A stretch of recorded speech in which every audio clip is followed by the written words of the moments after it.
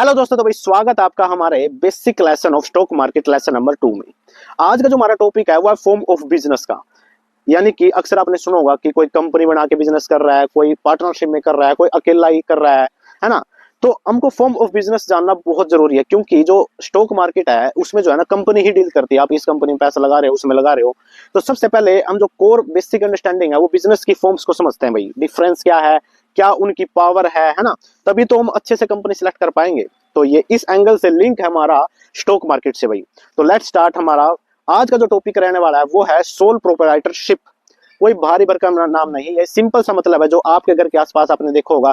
कोई परचून की दुकान है, कोई मिठाई वाले की दुकान है, कोई मेडिकल स्टोर करके बैठा है, ये इन्हीं को बोलते हैं सोलो बिजनेस या फिर सोलो प्रोप्राइटरशिप। इतना भारी भरकम नाम। हम समझते हैं इसका पोटेंशियल क्या है, मतलब इतनी पावर है इसमें कि ना एक स्टोरी है इसके पीछे। अक्सर आपने सुना होगा कि कोको कोला कंपनी, पता है आपको, पूरे वर्ल्ड लेवल पे फेमस है।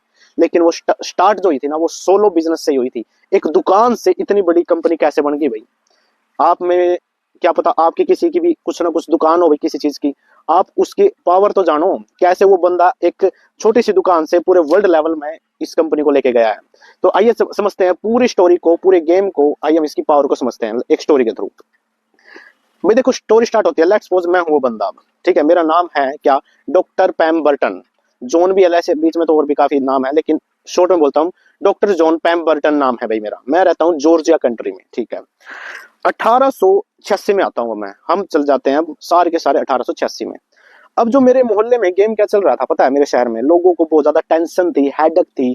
तो वो ना कुछ कोल्ड ड्रिंक पीते थे। कोल्ड ड्रिंक तो अब मैं नाम बोल रहा हूँ, कुछ भी एक लिक्विड पीते थे ताकि वो रिलैक्स हो सके। रिलैक्स होने के लिए यानी कि अलग अलग दुकानों पे कुछ ना कुछ बनाया जा रहा था भाई। अब मैं बैठा भाई, ठहरा मेडिकल साइंस की स्टडी करे होया। तो मैं ऐसे ही कुछ बना रहा था कि ऐसे क्या चीज बनाऊं जो लोगों को ना बहुत ज्यादा पसंद आ जाए। तो आज आप जानोगे ये कोको कोला नाम भी कहाँ से आया है। देखिए, कोका एक प्लांट है, उसके पत्ते होते हैं कोका के। आप स्क्रीन पे देखो, इसको बोलते हैं कोका। कोका के यानी कि लीव्स। और कोला भी एक नट्स होता है, जैसे आप वो खाते हो ना कुछ भी यार, मूंगफली वगैरह लगा लो, उसी टाइप के नट्स होते हैं। तो इन दोनों का मिक्सर करके मैं बना रहा था भाई कुछ, ठीक है। अक्सर मैं उसमें पानी घेर के प्यादे करता। मेरी एक शॉप थी केमिस्ट की, वहां पे मैं कोल्ड ड्रिंक बेच रहा था। पानी मिला यार, मैं दे रहा था लोगों को भाई, पी रहे, उनको रिलैक्स फील हो रहा है। लेकिन एक दिन बाय चांस मेरे से हुआ क्या, पानी की जगह ना सोडा मिल गया। उसमें पानी की जगह मैंने सोडा मिला दिया भाई। पता नहीं मेरा दिमाग कहाँ था यार, कुछ भी लगा लो, मैं खुद ही नहीं था रिलैक्स। तो भाई मैंने पानी मिला दिया, पानी नहीं सॉरी सोडा। और सोडे में क्या होता है, ओनली गैस प्लस वाटर होता है। सोडे में गैस प्लस वाटर। वो मिलाने के बाद मैंने ऐसे दे दिया। 5 बंदे बैठे थे भाई बाहर।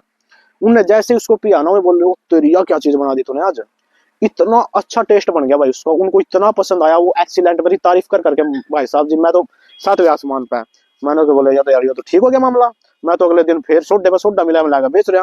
पूरे मोहल्ले में तेरे भाई का नाम चल गया, पूरी दुकान चल गई एक। और कंच के गिलासों में मैं दे रहा था उन्हें। तो भाई इतनी भीड़ बढ़ने लगी, पूरी लाइन लगने लगी। जैसे आपके मोहल्ले में कोई भी चीज फेमस होगी तो उसकी लाइन लगती है, ऐसे ही।